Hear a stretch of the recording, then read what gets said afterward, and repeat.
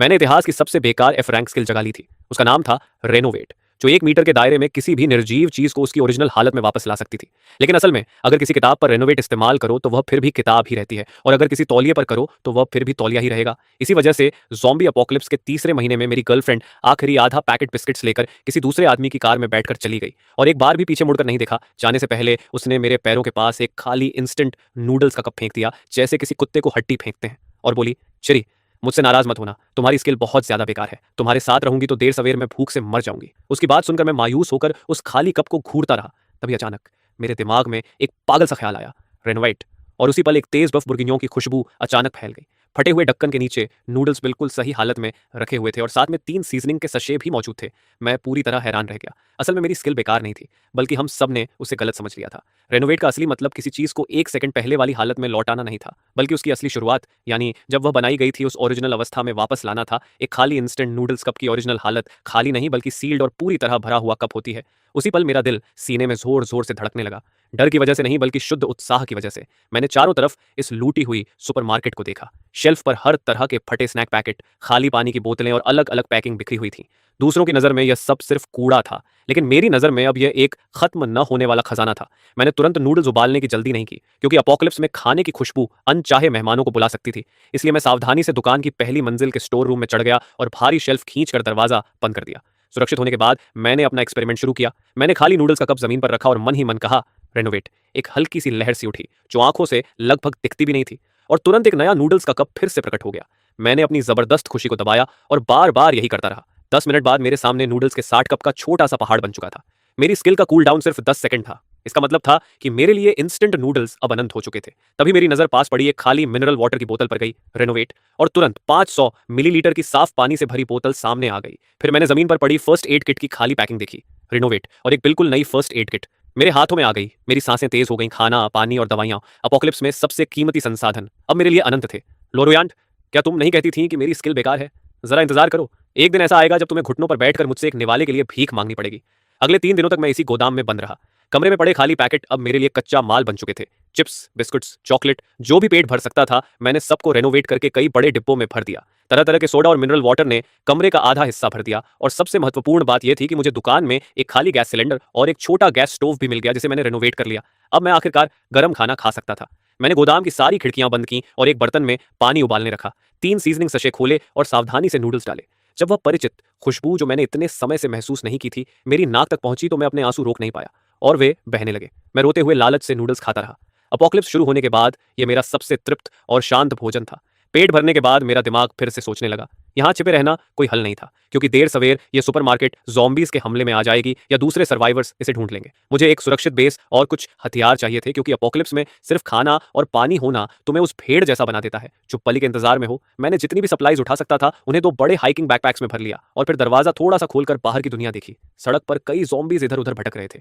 मैंने गहरी सांस ली और अपने हाथों में कस कर पकड़ा हुआ वह किचन नाइफ थाम लिया, जिसे मैंने इतना तेज कर लिया था कि वह रेजर ब्लेड जितना धारदार था। अब निकलने का समय था। सुपरमार्केट से बाहर निकलने की प्रक्रिया थोड़ी खतरनाक थी, लेकिन कोई बड़ी घटना नहीं हुई। मैंने दुकान के पीछे की जटिल गलियों का फायदा उठाकर ज्यादातर जॉम्बीज से पीछा छुड़ा लिया। अगर कभी कोई अकेला जॉम्बी सामने आ जाता, तो मैं फ्रेशली रेनोवेट किया हुआ कोका कोला से भरा कैन पूरी ताकत से उसकी तरफ फेंक देता, और जब वह लड़खड़ाता तो किचन नाइफ से उसे खत्म कर देता। मेरा लक्ष्य शहर के पश्चिम में स्थित लैंगन रेजिडेंशियल कॉम्प्लेक्स था। यह शहर का मशहूर लग्जरी रेजिडेंशियल एरिया था, जहां पूरा सिक्योरिटी सिस्टम और ऊंची मोटी दीवारें थीं, इसलिए अपोकलिप्स के शुरुआती दौर में शायद ये कुछ समय तक टिक सकता था। और सबसे महत्वपूर्ण बात यह थी कि वहीं मेरे माता पिता का घर था। जब अपोकलिप्स शुरू हुआ तब मैं कॉलेज में था, और उनसे मेरा संपर्क टूट गया था। उन्हें ढूंढना अब मेरी सबसे बड़ी ऑब्सेशन बन चुका था। लेकिन लंगन कॉम्प्लेक्स तक पहुंचने का रास्ता मेरी उम्मीद से कहीं ज्यादा कठिन निकला। शहर पूरी तरह ठप पड़ चुका था। छोड़ी हुई कारों ने हर मुख्य सड़क को बंद कर दिया था। रास्ते में मैंने अनगिनत इंसानी त्रासदियां और थोड़े से बचे खाने के लिए लोगों के बीच भयानक झगड़े देखे।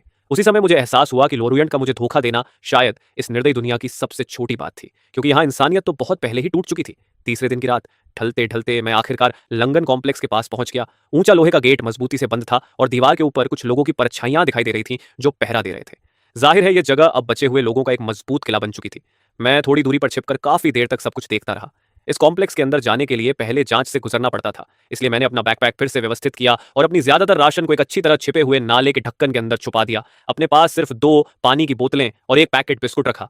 फिर मैं मुख्य गेट की तरफ बढ़ा और खुद को एक साधारण शरणार्थी की तरह दिखाने लगा। तभी दीवार के ऊपर से एक आवाज गूंजी, अरे वहां कौन है? मैंने तुरंत दोनों हाथ ऊपर उठा दिए और सिर उठाकर अपना धूल से भरा चेहरा दिखाया और कहा, मैं यहाँ का निवासी हूँ। मेरा नाम लिनफन है। मैं बिल्डिंग 17 में रहता हूँ। ऊपर खड़ा आदमी कुछ पल चुप रहा, जैसे वह किसी टोकी वोकी के जरिए जानकारी की पुष्टि कर रहा हो। थोड़ी देर बाद लोहे का गेट थोड़ा सा खुला और एक आदमी बाहर आया। उसके चेहरे पर शक भरा भाव था और हाथ में स्टील की पाइप थी। उसने ठुड्डी उठाकर कहा, पहचान पत्र। मैंने अपनी जेब से पहले से तैयार किया हुआ पहचान पत्र निकाला और उसकी तरफ बढ़ा दिया। उसने जल्दी से उसे देखा और फिर मुझे सिर से पांव तक घूरते हुए पूछा, तुम अकेले हो? तुम्हारी राशन कहाँ है? यह सुनकर मैंने सिर झुका लिया और गले में हल्की घबराहट और डर मिलाकर कहा, रास्ते में सब लूट लिया गया। मेरे पास बस इतना ही थोड़ा सा खाना बचा है।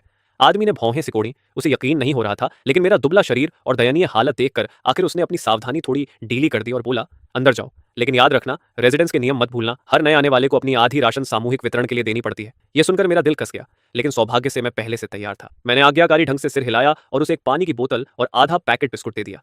आदमी ने उन्हें लेते समय मेरी तरफ तिरस्कार भरी नजर से देखा, लेकिन फिर हाथ हिलाकर मुझे अंदर जाने का इशारा कर दिया। जैसे ही मैं रेजिडेंस के अंदर दाखिल हुआ तो अंदर का दृश्य देखकर मेरे मुंह से राहत की सांस निकल गई। माहौल भले ही तनावपूर्ण था, लेकिन कम से कम यहाँ एक तरह का अनुशासन था। कुछ लोग कष्ट कर रहे थे, कुछ लोग रक्षा दीवारों को मजबूत कर रहे थे और महिलाएं तथा बच्चे रेजिडेंस के क्लब हॉल में इकट्ठा किए गए थे। यह जगह मानो एपोक्लिप्स के बीच एक छोटी सी सुरक्षित नखलिस्तान जैसी लग रही थी, जो बाहर के कत्लेआम और अराजकता से फिलहाल बची हुई थी। रजिस्ट्रेशन की जिम्मेदारी संभाल रही एक महिला ने मुझे बताया कि अब इस रेजिडेंस का नेतृत्व एक आदमी कर रहा है जिसका नाम ब्रदर लेपर्ड है। पहले वह यहाँ का मैनेजर था। एपोक्लिप्स के बाद उसने अर्थ टाइप शक्ति जगा ली और एक गार्ड टीम बनाकर सबकी सुरक्षा संगठित की। सभी निवासी अपने कंट्रीब्यूशन पॉइंट्स के हिसाब से रोजाना खाना पा सकते हैं और अगर किसी को ज्यादा चाहिए तो उसे गश्ती दल या लॉजिस्टिक टीम में शामिल होना पड़ेगा। मैंने अपनी कमजोर सेहत का बहाना बनाकर फिलहाल किसी भी टीम में शामिल होने से मना कर दिया, क्योंकि मेरे लिए सबसे जरूरी था अपने माता पिता को ढूंढना। लेकिन जब मैं घबराहट में दौड़ता हुआ अपने घर के दरवाजे तक पहुंचा तो सामने जो दृश्य था उसे देखकर मेरा दिल तुरंत सिमट गया। दरवाजा जबरदस्ती तोड़ दिया गया था और अंदर पूरा घर बुरी तरह बिखरा और तहस नहस था। मैं पागलों की तरह अंदर भागा और चिल्लाया, पापा, मम्मी, लेकिन जवाब में सिर्फ मौत जैसा सन्नाटा मिला। लिविंग रूम की मेज पर धूल की पतली परत जमी थी, जिससे साफ था कि वे कम से कम कई दिनों से यहां नहीं थे। हालांकि फर्श पर संघर्ष के निशान थे, लेकिन कहीं भी खून का दाग नहीं था। शायद इस बदकिस्मती में यही एक अच्छी खबर थी। मैं वहीं जमीन पर बैठ गया और पहले कभी न महसूस की गई घबराहट और डर ने मुझे घेर लिया। मुझे समझ नहीं आ रहा था कि उन्हें कहाँ ढूंढूं। तभी बाहर कदमों की आवाज आई और एक तिरस्कार भरी आवाज गूंजी, अरे वाह, जाल से बचा हुआ एक और मछली रह गई। मैंने अचानक सिर उठाया और देखा कि दरवाजे पर दो आदमी खड़े रास्ता रोक रहे थे। आगे खड़े आदमी का सिर मुंडा हुआ था और वह मुझे दुश्मनी भरी नजर से देख रहा था। मैं उसे पहचान गया। वह ब्रदर लेपर्ड के अधीन एक स्क्वाड लीडर था जिसका नाम स्कॉर्पियन था। स्कॉर्पियन ने होंठ चाटते हुए मुझे ऐसे देखा जैसे कटिंग बोर्ड पर रखी मछली को देखा जाता है और बोला, इस घर के मालिक, असल में कुछ दिन पहले तक के मालिक, वे हमारे ब्रदर लेपर्ड को बहुत सारे कंट्रीब्यूशन पॉइंट्स के कर्जदार थे, इसलिए उन्हें यहां से निकाल दिया गया। अब यह घर हमारा है। मेरी पुतलियां सिकुड़ गईं और मैंने गुस्से में कहा, हरामियों, तुमने मेरे माता पिता के साथ क्या किया? स्कॉर्पियन ने लापरवाही से कहा, हमने बस उन्हें बाहर निकाल दिया। इस दुनिया में निकम्मों का यही अंजाम होता है, लेकिन लगता है तुम उतने बेकार नहीं हो। अगर तुम यहीं रहकर हमारे लिए छोटे मोटे काम करने को तैयार हो तो शायद हम तुम्हें यहाँ रहने देंगे ताकि तुम अपना पेट भर सको। मैं अब तक बहुत बोला था और सोचता था कि यह जगह एक सुरक्षित शरण है, लेकिन सच ये था कि यहाँ भी बड़ी मछली छोटी मछली को खाती है। जब मैंने देखा कि वे दोनों धीरे धीरे मेरी तरफ बढ़ रहे हैं तो मैंने चुपचाप अपना हाथ बैकपैक की साइड जेब में डाला, जहां एक बिल्कुल नया पीलिंग नाइफ रखा था जिसे मैंने अभी हाल ही में बदलकर तेज किया था। लेकिन जैसे ही मैं अपनी जान बचाने के लिए लड़ने को तैयार हुआ तभी दरवाजे से एक ठंडी महिला आवाज आई, रुको। स्कॉर्पियन और उसका साथी सेसबीर तुरंत जम गए और जैसे ही उन्होंने देखा कि कौन आया है उनके चेहरे की मुस्कान तुरंत जम गई और उसकी जगह चापलूसी भरा भाव आ गया। दरवाजे पर खड़ी महिला ने काले रंग का कॉम्बैट सूट पहना हुआ था। उसके हाथ में एक टंग सैबर था जिसकी धार पर गहरे लाल खून के धब्बे अभी भी लगे हुए थे। उसके पीछे उसकी टीम के कई सदस्य खड़े थे जिनसे वही खतरनाक आभा निकल रही थी। मैंने उसे तुरंत पहचान लिया। वह चेनलिन थी, गार्ड की सबसे ताकतवर कॉम्बैट स्क्वाड की कप्तान। कहा जाता था कि उसने एक दुर्लभ मेंटल टाइप क्षमता जगा ली है और उसकी ताकत का अंदाजा लगाना भी मुश्किल है। वह ब्रदर लेपर्ड की सबसे भरोसेमंद तलवार मानी जाती थी। चेनलिन ने स्कॉर्पियन को पूरी तरह नजरअंदाज किया और मेरी तरफ देखते हुए ठंडे स्वर में पूछा, यहाँ क्या हो रहा है? जैसे मुझे अचानक एक लाइफ बॉय मिल गया हो। मैंने तुरंत कहा, ये लोग मुझ पर हमला करना चाहते हैं। स्कॉर्पियन का चेहरा पीला पड़ गया और उसने जल्दी से सफाई देने की कोशिश की। कैप्टन चेन, इसकी बकवास मत सुनिए। इसके माता पिता हमारे ब्रदर लेपर्ड के कंट्रीब्यूशन पॉइंट्स के कर्जदार थे, इसलिए हम सिर्फ घर जब्त करने आए थे। चेनलिन ने शांत लेकिन दबाव भरी आवाज में कहा, घर जब्त करने के लिए दो लोगों की जरूरत होती है और दरवाजा भी बंद करना पड़ता है। उसकी आवाज ऊंची नहीं थी, लेकिन उसमें ऐसा दबाव था जिसे नजरअंदाज करना नामुमकिन था। फिर उसने ठंडे स्वर में कहा, तुम लोग अभी तक यहाँ खड़े क्या कर रहे हो? निकलो यहाँ से। स्कॉर्पियन, जैसे उसे माफी मिल गई हो। स्कॉर्पियन ने तुरंत अपने साथी को पकड़ा और दोनों जल्दी से वहां से भाग गए। एक बार खतरा टल गया तो मेरा तना हुआ शरीर ढीला पड़ गया और मैं लगभग गिर ही पड़ा। चेनलिन ने हल्का सा भौहें सिकोड़ते हुए मुझे देखा और बोली, अब से उनसे दूर ही रहना। इतना कहकर जैसे उसे दूसरों के मामलों में पड़ने का कोई शौक ना हो, वह मुड़कर जाने लगी। मैंने जल्दी से उसे आवाज दी, कैप्टन चेन, क्या आपको पता है मेरे माता पिता को कहाँ निकाला गया है? उनके नाम लिन यांगंगो और वांग सुमेत हैं। चैनलिन एक पल के लिए सोच में पड़ गई और बोली, उनके नाम कुछ जाने पहचाने लग रहे हैं। ब्रदर लेपर्ड ने सभी बूढ़े, कमजोर और बीमार लोगों को बाहर निकाल दिया था, जिनके पास कोई क्षमता नहीं थी और जो भारी काम नहीं कर सकते थे। उन्हें कॉम्प्लेक्स के उत्तरी गेट के बाहर एक छोड़ी हुई फैक्ट्री में भेज दिया गया। बहाने के तौर पर कहा गया कि वे वहां खुद अपना गुजारा करें। यह सुनकर मेरा दिल कस गया। एक छोड़ी हुई फैक्ट्री, वहां ना खाना है ना कोई पनाह। क्या यह सीधा मौत का इंतजार करने जैसा नहीं है? चैनलिन के जाने के बाद मैंने तुरंत दरवाजा बंद कर दिया। मुझे नॉर्थ गेट वाली फैक्ट्री तक जाना ही था। मुझे अपने माता पिता को ढूंढना था, लेकिन उससे पहले मुझे ताकत चाहिए थी। मैंने अपने बैकपैक से एक चॉकलेट बार निकाली और कुछ टुकड़े खाकर ताकत वापस पाई। तभी मेरी नजर उस स्टील की छड़ पर पड़ी जो स्कॉर्पियन जमीन पर छोड़ गया था। वह जंग लगी हुई थी और थोड़ा टेढ़ी भी थी। मैंने उस पर हाथ रखा और कहा, रेनोवेशन। तुरंत ही मेरी हथेली में एक बिल्कुल नई स्टील की छड़ आ गई जो ठंडी धातु की चमक के साथ चमक रही थी। लेकिन यह अभी भी काफी नहीं था। मैं किचन में भागा और वहां मुझे मेरे पिता का इकट्ठा किया हुआ आउटडोर सर्वाइवल किट मिल गया। उसके अंदर एक मल्टी फंक्शन मिलिट्री शवेल, एक सर्वाइवल एक्स और एक टैगर थी। वे सब इस्तेमाल न होने की वजह से थोड़ी कुंद हो चुकी थी। मैंने फिर कहा, रेनोवेशन। और तीनों हथियार तुरंत ही ऐसे धारदार हो गए जैसे अभी अभी फैक्ट्री से निकले हों। फिर मैंने रात होने का इंतजार किया और गश्ती दल की ड्यूटी बदलने के मौके का फायदा उठाकर कॉम्प्लेक्स के नॉर्थ गेट की तरफ चुपचाप निकल पड़ा। यह जगह मुख्य प्रवेश द्वार से कहीं ज्यादा सुनसान थी। वहां सिर्फ 2 गार्ड ऊँघते हुए पहरा दे रहे थे। मैंने उन्हें सतर्क नहीं किया, बल्कि निगरानी कैमरों के अंधे कोने का फायदा उठाया और एक बिल्कुल नई रस्सी की मदद से 3 मीटर से भी ऊंची दीवार आसानी से पार कर ली। दीवार के पीछे एक खाली मैदान था और दूर एक फैक्ट्री की परछाई दिखाई दे रही थी जो किसी शांत स्टील के राक्षस जैसी लग रही थी। हवा में सड़न की हल्की बदबू तैर रही थी और बीच बीच में ज़ॉम्बियों की गुर्राहट सुनाई दे रही थी। मैंने अपनी स्टील की छड़ कसकर पकड़ी और झुककर सावधानी से आगे बढ़ने लगा। फैक्ट्री के करीब पहुंचते पहुंचते ज़ॉम्बियों की संख्या बढ़ती जा रही थी। मैं एक टूटी दीवार के पीछे छिप गया और देखा कि फैक्ट्री के गेट के सामने कम से कम 1 दर्जन ज़ॉम्बी जमा थे। वे किसी आवाज से आकर्षित लग रहे थे और फैक्ट्री के लोहे के दरवाजे को पागलों की तरह पीट रहे थे। उस दरवाजे के अंदर से हल्की हल्की सिसकियां और चीखें सुनाई दे रही थीं। मेरे माता पिता वहीं अंदर थे। मेरा दिल बेचैनी से चल रहा था, लेकिन दिमाग कह रहा था कि बिना सोचे समझे हमला नहीं करना चाहिए। मैंने आसपास देखा और पाया कि फैक्ट्री के एक साइड में जमीन से करीब 4 मीटर ऊंचाई पर खिड़कियों की एक कतार थी। शायद मैं वहां से अंदर जा सकता था। योजना बनते ही मैंने तुरंत काम शुरू किया। मैंने जमीन से एक पत्थर उठाया और पूरी ताकत से दूर खड़ी एक छोड़ी हुई कार की तरफ फेंक दिया। पत्थर कार की खिड़की से टकराया और जोर की आवाज हुई। जैसा मैंने सोचा था, गेट के सामने खड़े जॉम्बी तुरंत उस आवाज की तरफ मुड़ गए और धीरे धीरे उसकी तरफ बढ़ने लगे। मौका मिलते ही मैं तीर की तरफ फैक्ट्री की दीवार की तरफ भागा। बैकपैक से रस्सी निकाली, उसके एक सिरे पर पिकैक्स बांधा और पूरी ताकत से ऊपर फेंक दिया। पिकैक्स खिड़की के किनारे मजबूती से अटक गया। मैंने गहरी सांस ली और फुर्ती से रस्सी के सहारे ऊपर चढ़ गया। जल्दी ही खिड़की से अंदर घुसकर फैक्ट्री के भीतर पहुंच गया। अंदर एक विशाल उत्पादन हॉल था जहां जंग लगी मशीनें और बिखरे हुए पुर्जे हर जगह पड़े थे। टूटी छत से चांदनी की कुछ किरणें अंदर आ रही थीं और हॉल के दूसरे सिरे से दबे दबे रोने की आवाजें और झगड़े की आवाजें सुनाई दे रही थीं। मैं सावधानी से उस आवाज की तरफ बढ़ा और परित्यक्त मशीनों से घिरे एक कोने में मैंने दर्जनों बचे हुए लोगों को देखा। उनमें से ज्यादातर बूढ़े और बच्चे थे। भीड़ में एक नजर डालते ही मैंने अपने माता पिता को पहचान लिया, जो कोने में सिमटे बैठे थे।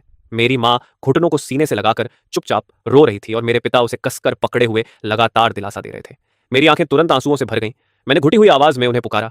मेरी आवाज सुनते ही सब लोग चौंक कर मेरी तरफ देखने लगे और उसी पल मेरे माता पिता ने भी अचानक सिर उठाया। जैसे ही उन्होंने मुझे देखा, उनके चेहरे पर हैरानी से लेकर अपार खुशी तक का भाव आ गया।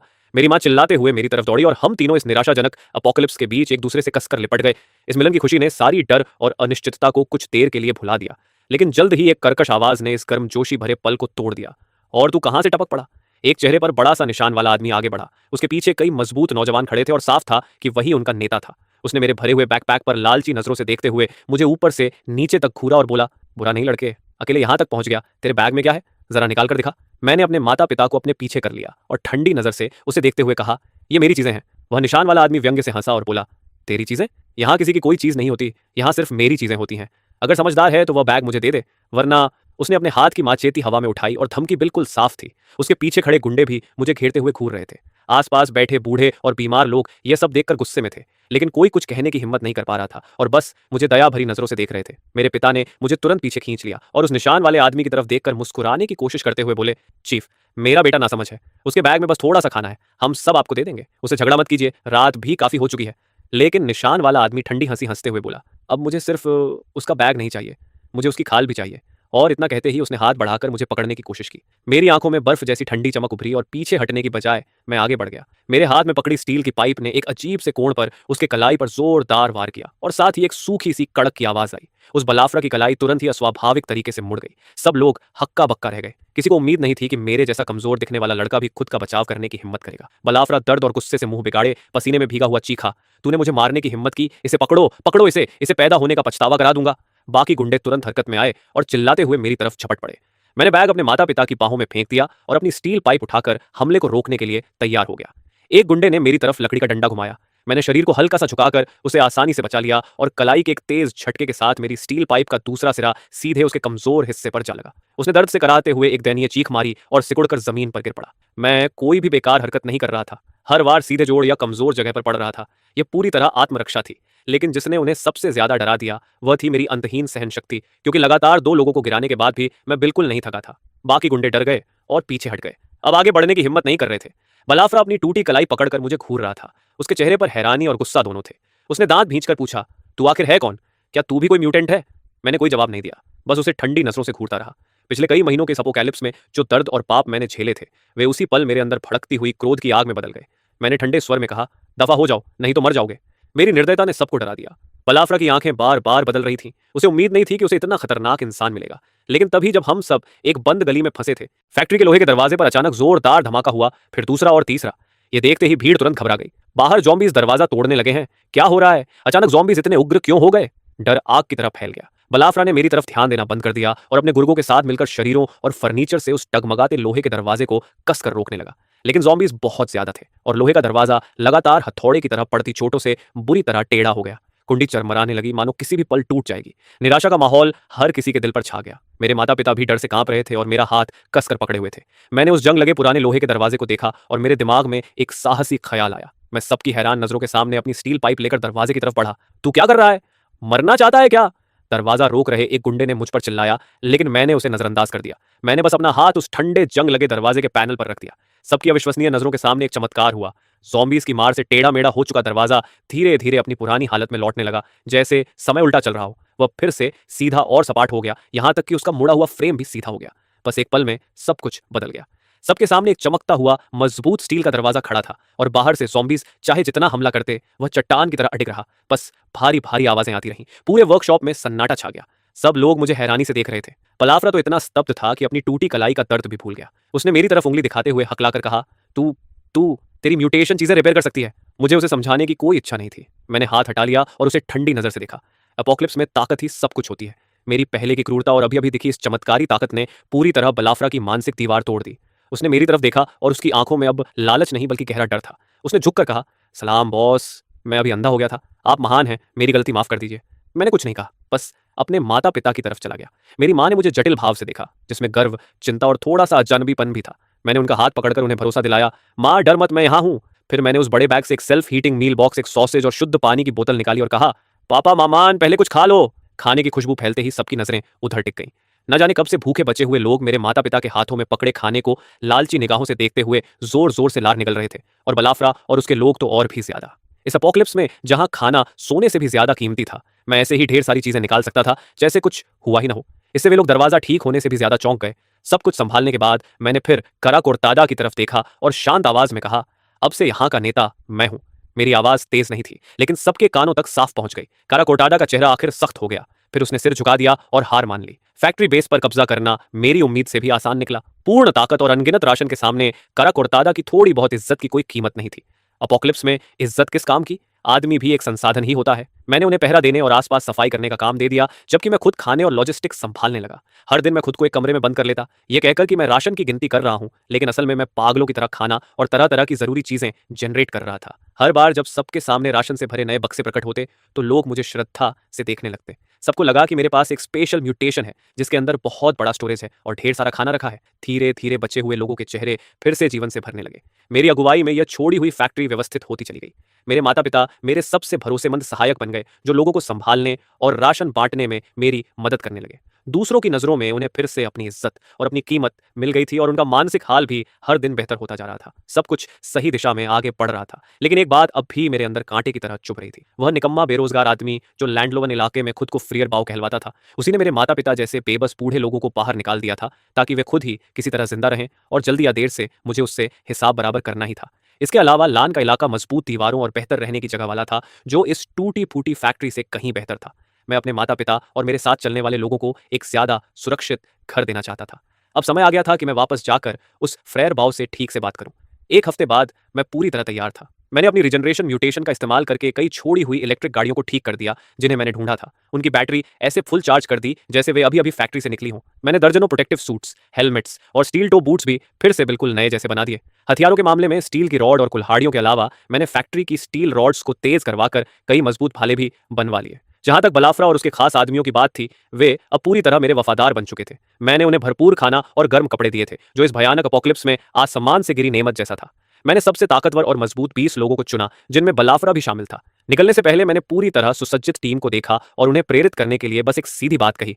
इस बार हम वहां भीख मांगने नहीं जा रहे, हम अपना हक वापस लेने जा रहे हैं। लैंड लोन इलाके की दीवारें मजबूत हैं और घर आरामदायक हैं। हम वहीं सच में सुरक्षित घर बनाएंगे। जो भी मेरे साथ आने को तैयार है, गाड़ियों में बैठ जाए। किसी ने भी हिचकिचाहट नहीं दिखाई। मेरी चमत्कारी ताकतें देखने के बाद वे लगभग आंख बंद करके मुझ पर भरोसा करते थे। 20 लोगों का हमारा काफिला शानदार तरीके से लैंडलोन की ओर बढ़ चला। जब हम लैंडलोन इलाके के उत्तरी दरवाजे पर पहुंचे तो दीवार पर खड़े गार्डों ने हमें तुरंत देख लिया। हमारी टीम को एक एलीट यूनिट की तरह सुसज्जित देखकर वे हैरान रह गए।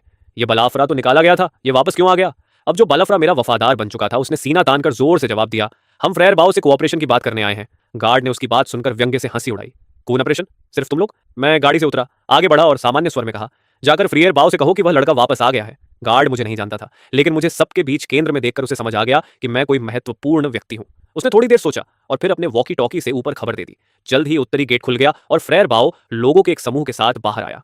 उनमें स्क्वाड चेनलिन की पूर्व कप्तान चेनलिन भी थी। फ्रेयर बाओ 40 के आसपास का मोटा आदमी था, जिसकी आंखों में चालाकी और घमंड साफ दिखता था। हमारी टीम को और खासकर हमारे नए उपकरण और ऊंचे मनोबल को देखकर उसकी आंखों में हैरानी और लालच की चमक उभरी। वह हंसते हुए बोला, मैं सोच रहा था ये कौन हो सकता है, तो निकला छोटा लिनफन। कई दिनों से नहीं मिले, बताओ जवान लिन, कहां से इतनी दौलत कमा लाए? मैंने शांत स्वर में कहा, फ्रेयर बाओ, सीधे लोग घुमा फिराकर बात नहीं करते। मैं चाहता हूं कि मेरे आदमी लैंड लोवन इलाके में बसे। लेकिन फ्रारे बाओ जोर से हंस पड़ा, जैसे उसने कोई बहुत अच्छा मजाक सुन लिया हो। छोटे लिन, लगता है तुम अभी भी सपने में हो। लान का इलाका मैंने जीता है, किस हक से तुम चाहते हो कि तुम्हारे लोग यहां रहें? मैंने कहा, सिर्फ इसके आधार पर। मैंने उंगलियां चटकाई और मेरे पीछे खड़े बलाफ्रा ने एक बक्सा लाकर खोला। उसके अंदर पूरी तरह सीलबंद कंप्रेस्ड बिस्किट्स भरे थे। ये देखते ही फ्रेयर बाओ की हंसी तुरंत रुक गई। उसके पीछे खड़े गार्ड भी हैरान होकर सांस रोके देखने लगे। हालांकि लैंडे लोवन की रक्षा अच्छी थी, लेकिन वहां बहुत ज्यादा लोग थे, खपत बहुत ज्यादा थी और खाना हमेशा बेहद कम पड़ता था। उनकी रोज की राशन बस काले ब्रेड का एक टुकड़ा होता था। फ्रेयर बाओ ने घूरते हुए पूछा, इतना खाना तू कहां से लाया?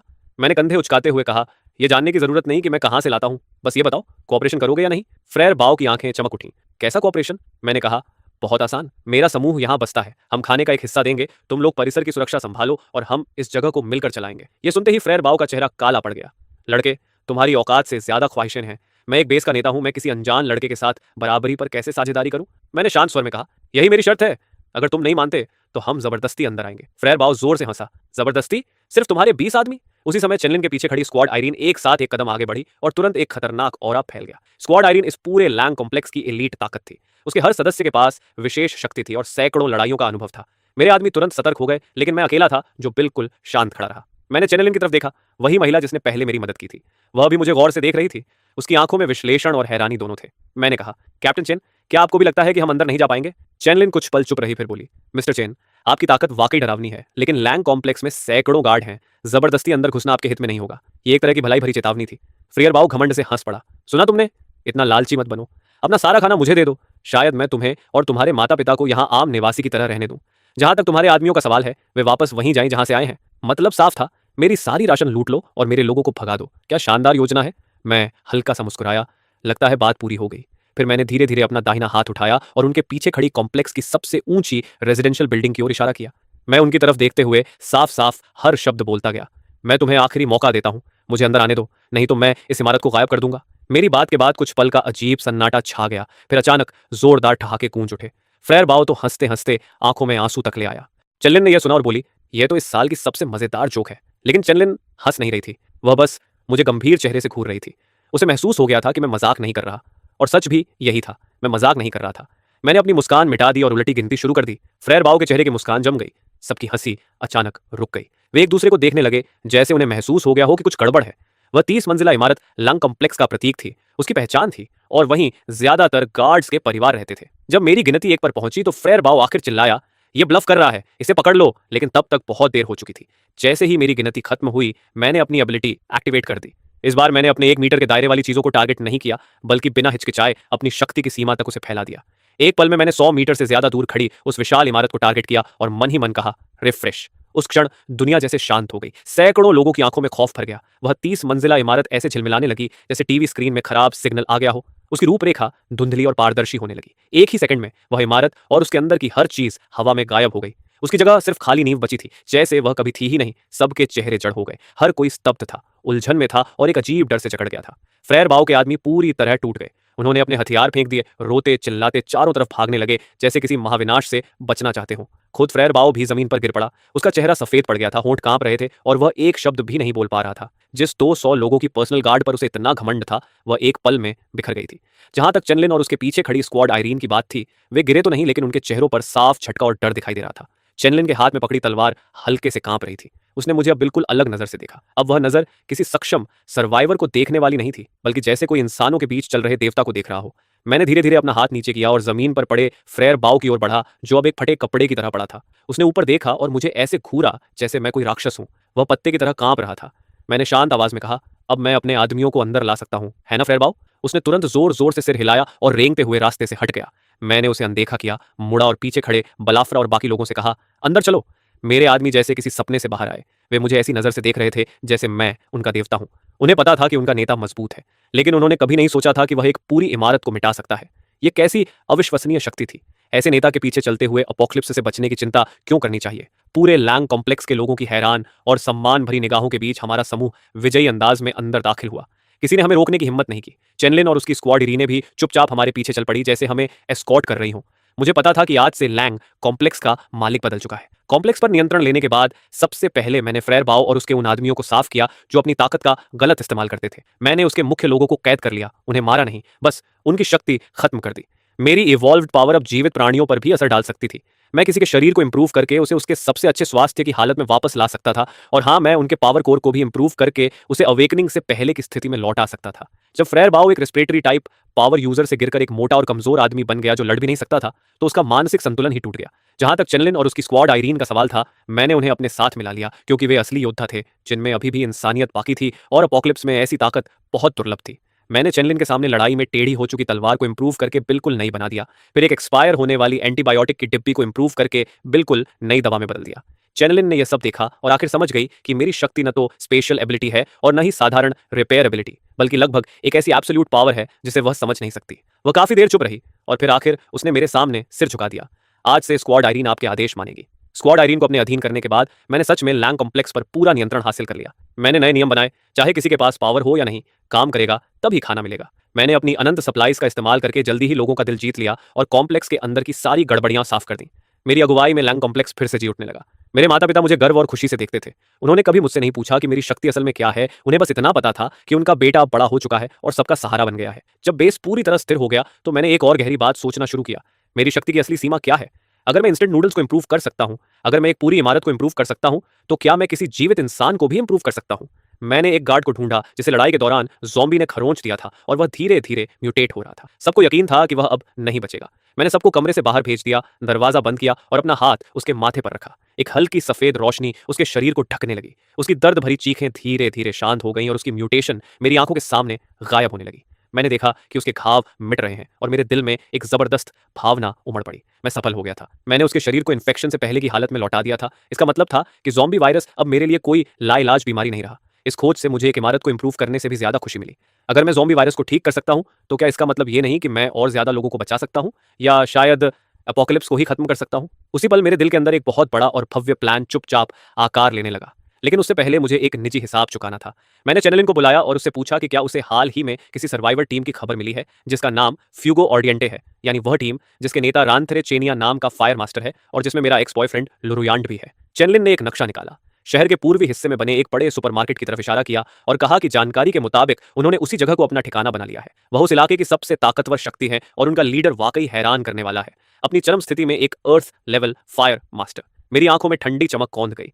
मैंने शांत स्वर में कहा, कल हम अपने इन पड़ोसियों से मिलने चलेंगे। अगले दिन मैं केवल चेनलिन और उसकी स्क्वाड आयरीन को साथ लेकर निकला। हम उस आर्मर्ड ऑर्निटेरन व्हीकल में बैठे जिसे मैंने खुद इंप्रूव किया था और सीधे उस बड़े सुपरमार्केट की तरफ चल पड़े। वह सुपरमार्केट अब एक मजबूत किले में बदल चुका था। उसकी दीवारों पर हथियारबंद गार्ड्स तैनात थे। हमारे पहुंचते ही अलार्म बज उठा। ऊपर से आवाज आई, कौन है वहां? अपनी पहचान बताओ। चेनलिन ने सिर बाहर निकालकर चिल्लाकर कहा, यह लिन फैन है, लैंग बेस से तुम्हारे लीडर श्यांगयांग से मिलने आया है।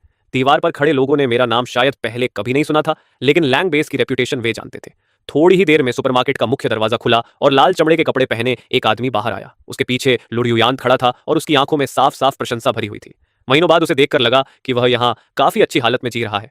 पहले तो लुरियानट मुझे देखकर चौंका, फिर उसके चेहरे पर एक घमंडी मुस्कान फैल गई। उसने ताने मारते हुए कहा, अरे अगर ये लिनफान नहीं है तो कौन है? क्या हुआ, बाहर सर्वाइव नहीं कर पाए और अब हमारे फुएगो अर्दियांटे में शामिल होना चाहते हो? शायद वह अभी भी मुझे वही बेकार आदमी समझ रही थी जिसे उसकी प्रोटेक्शन की जरूरत होती थी। शांगयांग ने भी मुझे ऊपर से नीचे तक देखा, खासकर तब जब उसने मेरे पीछे खड़ी चेनलिन और स्क्वाड आयरीन को देखा। उसकी आंखों में एक पल को सतर्कता चमकी, लेकिन उससे ज्यादा तिरस्कार था। वह बोला, लैंग बेस, कभी नाम नहीं सुना। हम यहाँ निकम्मों को नहीं रखते। तुम लोग अगर जिंदा रहना चाहते हो तो अपने वाहन और सप्लाईज छोड़ दो और यहाँ से दफा हो जाओ। उसकी आंखों में बेहिसाब घमंड था, क्योंकि अपनी अर्थ रैंक फायर कंट्रोल एबिलिटी के कारण उसे किसी से डर नहीं था। लुरुयान भी दूसरे की ताकत का फायदा उठाकर घमंड में बोली, सुना ना लिनफैन, पुराने दिनों की खातिर कह रही हूं, जिद मत करो। अब तो तुम चेनियन के जूते पॉलिश करने के भी लायक नहीं रहे। मैंने उसकी उस छोटी चालाक मुस्कान को देखा जो अपने हालात पर खुश थी और अचानक हंस पड़ा। मैंने कहा, लुरुयानट, तुम्हें वह खाली इंस्टेंट नूडल्स का कप याद है जो तुमने मेरे चेहरे पर फेंका था? वह एकदम चौंक गई, समझ ही नहीं पाई कि मैं अचानक उस बात का जिक्र क्यों कर रहा हूं। उसने झुंझलाकर कहा, क्या, कौन सा नूडल्स कप? मुझे कुछ याद नहीं, जल्दी निकलो यहाँ से, तुम्हें देखना भी परेशान करता है। मेरी मुस्कान गायब हो गई और मेरी नजरें बर्फ जैसी ठंडी हो गई। मैंने धीमे स्वर में कहा, तुम्हें याद ना हो, लेकिन मुझे सब साफ साफ याद है और आज मैं तुम्हें वही खिलाने आया हूं। लुरुयानट को यह किसी मजाक जैसा लगा। वह उंगली दिखाकर जोर से हंस पड़ी। लिनफैन, तुम सच में पागल हो गए हो? मुझे नूडल्स का कप खिलाओगे और क्या करोगे? शांगयांग ने भी हाथ बांधकर ठंडी हंसी के साथ कहा, बड़े घमंडी बन रहे हो लड़के। लगता है अगर तुम्हें अच्छी तरह सबक न सिखाया तो तुम्हें मौत का मतलब ही नहीं पता चलेगा। उसके शब्द खत्म होते ही उसकी हथेली में आग का एक चमकता हुआ गोला बन गया, जिसकी गर्मी दूर से ही महसूस हो रही थी। स्क्वाड आयरीन तुरंत डिफेंसिव पोजीशन में आ गई, लेकिन चेनलिन और मैं वहीं शांत खड़े रहे। मैंने उसकी हथेली में जलती आग को देखा और सिर हिलाकर कहा, बस इतनी ही ताकत है तुम्हारी? कितनी दयनीय। इतना कहकर मैंने हाथ उठाया। अगले ही पल चेनियन की हथेली में जलती आग ऐसे बुझ गई जैसे हवा ने मोमबत्ती बुझा दी हो। शेणयांग के चेहरे की घमंडी मुस्कान तुरंत जम गई। उसने अविश्वास से अपनी खाली हथेली को देखा। वह हक्का बक्का होकर चिल्लाया, यह क्या हुआ? मेरी आग कहाँ गई? उसने फिर से अपनी शक्ति इकट्ठा करने की कोशिश की, लेकिन चाहे जितनी कोशिश करे एक छोटी सी चिंगारी भी पैदा नहीं कर पाया।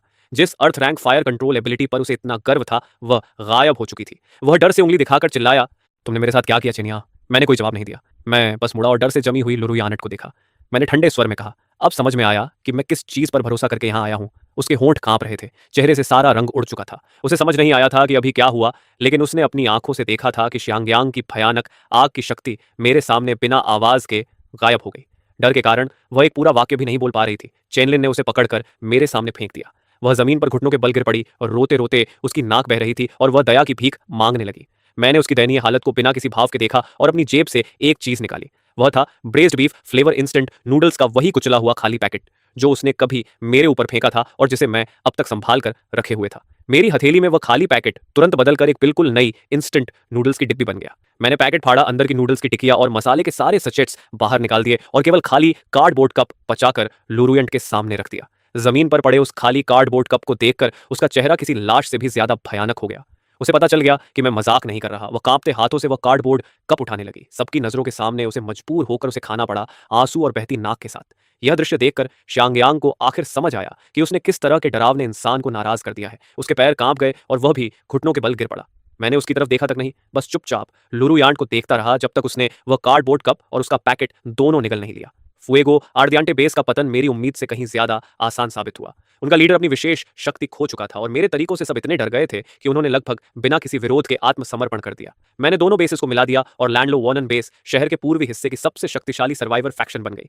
लुरुयंट से जुड़े अपने दिल के पुराने दर्द को शांत करने के बाद मैंने पूरी ताकत बेस को विकसित करने और स्पेशल एबिलिटीज का अध्ययन करने में लगा दी। मेरी उस शक्ति की खबर जो ज़ॉम्बी वायरस को ठीक कर सकती थी, चाहे इन्फेक्शन शुरू हो चुका हो, एक दिन पूरे दुनिया को हिलाकर रख देने वाली थी। उसे पहले कि मेरे पास खुद को सुरक्षित रखने की पूरी ताकत होती, मुझे यह राज छुपा कर रखना था। मैंने एक गुप्त मेडिकल लैब बनाई जिसका नेतृत्व मेरे माता पिता कर रहे थे, जो उन संक्रमित लोगों का इलाज करते थे जिन्हें अभी भी बचाया जा सकता था। जिसको मैं ठीक करता वह मेरे प्रति बेहद कृतज्ञ हो जाता और इस तरह वे मेरे सबसे वफादार समर्थक बनते चले गए। मेरी ताकत और मेरा गुट बर्फ के गोले की तरह लगातार बढ़ता गया। इसी दौरान मेरी मुलाकात दूसरी सर्वाइवर फैक्शनों से भी हुई। जो दोस्त थे उन्हें मैंने खाना और मदद दी और जो दुश्मन थे उन पर मैंने जरा भी रहम नहीं किया। धीरे धीरे इनवन का नाम एक किंवदंती बन गया। कुछ लोग कहते थे कि मैं दुनिया को बचाने वाला देवता हूं, तो कुछ कहते थे कि मैं दुनिया को नष्ट करने वाला दानव हूं। लेकिन चाहे वे कुछ भी कहते, एक सच्चाई से कोई इनकार नहीं कर सकता था। मैं इस पोस्ट एपोकैलिप्टिक दुनिया के शिखर पर पहुंच चुका था। प्रलय के 5वें साल तक लोवन की बेस फैलकर एक विशाल शहर बन चुकी थी, जिसमें 1 लाख लोग रहते थे। हमारे पास बेहतरीन रक्षा प्रणाली थी, आत्मनिर्भर खेती थी और एक ऐसा समाज था जहां व्यवस्था फिर से स्थापित हो चुकी थी। यहाँ लोगों के चेहरों पर मुस्कान वापस लौट आई थी। और मैं इस शहर का निर्माता और रक्षक देवता होने के बावजूद बहुत कम सार्वजनिक रूप से दिखाई देता था। ज्यादातर समय मैं शहर के केंद्र में सबसे ऊंची मीनार पर खड़ा होकर उस शहर को देखता रहता, जिसे मैंने अपने हाथों से बनाया था। मेरी विशेष शक्ति भी अब बहुत आगे बढ़ चुकी थी। अब मुझे किसी चीज को पुनर्स्थापित करने के लिए उसे छूने की भी जरूरत नहीं थी। बस मेरी दृष्टि के क्षेत्र में आना काफी था। मैं बंजर जमीन को फिर से उपजाऊ बना सकता था, दूषित पानी को शुद्ध कर सकता था। मेरा सामर्थ्य धीरे धीरे एक सच्चे देवता जैसा होता जा रहा था। शेनलिंग, जो अब सिटी ऑफ होप की मुख्य कमांडर बन चुकी थी, मेरे पीछे खड़ी होकर मुझे रिपोर्ट दे रही थी। सिटी लॉर्ड, पश्चिम की तरफ जॉम्बियों की भीड़ तेजी से करीब आ रही है और उनका नेता एक एस क्लास म्यूटेंट जॉम्बी है, जिसकी बुद्धि हमने पहले कभी नहीं देखी। एस क्लास जॉम्बी इस प्रलय की सबसे खतरनाक श्रेणी थे, जिनके पास पूरी एक शहर को मिटा देने की शक्ति होती थी। यह सुनकर मेरी नजर दूर तक गई और मैंने जॉम्बियों की उस काली लहर को देखा जो सब कुछ कुचलती चली आ रही थी। उस लहर के बीचों बीच सफेद हड्डियों के सिंहासन पर बैठा एक जॉम्बी था, जैसे कोई सम्राट हो। उसने भी मानो मेरी नजर महसूस कर ली और उसकी लाल आंखें हवा में मेरी आंखों से टकराईं। एक भयानक मानसिक दबाव हजारों मील पार करता हुआ मुझ पर आ गिरा। शेनलिंग के मुंह से एक कराह निकल गई और उसका चेहरा तुरंत पीला पड़ गया, लेकिन मैंने बस हाथ हिलाया और वह दबाव तुरंत खत्म हो गया। मैंने पूछा, क्या सब तैयार है? शेनलिंग ने गहरी सांस ली और दृढ़ नजर से बोली, सिटी ऑफ होप आपके साथ जिएगी और आपके साथ मरेगी। मैं मुस्कुराया और सिर हिलाया, नहीं, हम नहीं मरेंगे। फिर मैं उसकी तरफ मुड़ा और इस शहर के हर निवासी को देखा। अब समय आ गया है कि इस प्रलय का अंत हो। मैं अकेला शहर से बाहर निकला और उस दीवार पर जा खड़ा हुआ जो ज़ॉम्बियों की उस अंतहीन भीड़ का सामना कर रही थी, जो मानो आकाश और धरती को निगल जाना चाहती थी। शहर के 1 लाख लोग विशाल स्क्रीन के जरिए मुझे देख रहे थे। वे तनाव में थे, डरे हुए थे, लेकिन सबसे बढ़कर उनमें विश्वास था। एस क्लास जॉम्बी की दहाड़ इतनी भयावह थी कि वह इंसानी आत्मा को भी तोड़ सकती थी। उसने पूरी जॉम्बी सेना को पूर्ण आक्रमण का आदेश दे दिया। मैंने धीरे धीरे अपने हाथ उठाए, जैसे पूरे संसार को थाम लेना चाहता हूं। सभी को लगा कि मैं कोई विनाशकारी हमला करने वाला हूं जो दुनिया को तबाह कर देगा, लेकिन वे गलत थे। मेरे चेहरे पर हत्या की कोई मंशा नहीं थी, सिर्फ करुणा की चमक थी। मेरी विशेष शक्ति विनाश के लिए नहीं, पुनर्जन्म के लिए थी। मैंने आंखें बंद की और बिना किसी रोक टोक के अपनी सारी शक्ति मुक्त कर दी। वह किसी एक जॉम्बी या किसी एक जगह को निशाना नहीं बना रही थी, बल्कि इस पूरे संसार को जो घावों और बीमारी से सड़ चुका था। उसी क्षण समय जैसे थम गया। एक विशाल और कोमल प्रकाश, जिसका वर्णन शब्दों में नहीं किया जा सकता, मेरे शरीर से निकलकर पूरी दुनिया में फैल गया। जहां जहां वह रोशनी पहुंची, वहां उग्र जॉम्बी अचानक रुक गए। उनके सड़ते हुए शरीर ठीक होने लगे और उनकी धुंधली आंखों में फिर से स्पष्टता लौट आई। उनकी आंखों की हिंसा और खून की प्यास की जगह अब भ्रम और मानवता ने ले ली। वह प्रकाश जमीन पर भी फैल गया और सूखी धरती से फिर से हरी घास उगने लगी। काले भयावह बादल छोड़ गए और एक साफ नीला आसमान दिखाई देने लगा, जैसा बहुत समय से किसी ने नहीं देखा था। सफेद हड्डियों के सिंहासन पर बैठा एस क्लास जॉम्बी भयभीत होकर अपने बदलते शरीर को देख रहा था। उसने विरोध करने की कोशिश की, लेकिन वह उस शक्ति को रोक नहीं सका जो दुनिया के मूल नियमों से निकली थी। अंत में वह भी फिर से इंसान बन गया और अपनी ही हथेलियों को अविश्वास से देखने लगा। पूरी दुनिया का पुनर्जन्म हो चुका था। जो भी लोग वायरस से संक्रमित थे, वे सब सामान्य हो गए। प्रलय से तबाह हो चुकी सारी धरती फिर से जीवन से भर गई। ऐसा लगा जैसे 5 साल तक चला वह दुस्वप्न सिर्फ एक भ्रम था। सिटी ऑफ होप पूरी तरह खामोश हो गई। हर कोई स्क्रीन के जरिए इस चमत्कार को अविश्वास से देख रहा था।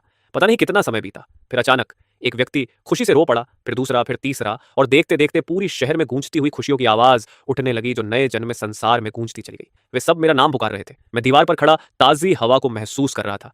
जब मैंने सिर घुमाया तो मैंने शेनलिंग को देखा, अपने माता पिता को देखा और अनगिनत खुश चेहरे देखे जो उम्मीद से भरे थे। मैं मुस्कुराया। मेरे सामने रखा इंस्टेंट नूडल्स का कटोरा अब अनंत बार भर सकता था।